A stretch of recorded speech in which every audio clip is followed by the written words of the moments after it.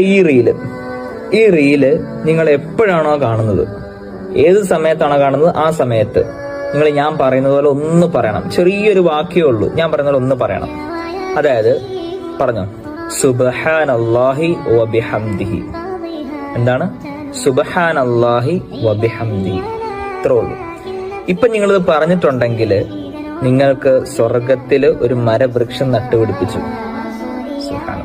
എന്തല്ല പ്രതിഫലം? ഒരു സുബ്ഹാനല്ലാഹി വബിഹംദിയുടെ പ്രതിഫലമാണിത്. ഒരു സ്വർഗത്തില് ഒരു മരവൃക്ഷം നട്ടുപിടിപ്പിച്ചു. ഇനി നിങ്ങൾ ചെയ്യേണ്ടത് എന്താന്ന് വെച്ചാല് ഈ റീല് മറ്റൊരാളിലേക്ക് എത്തിച്ചു കൊടുക്കുക.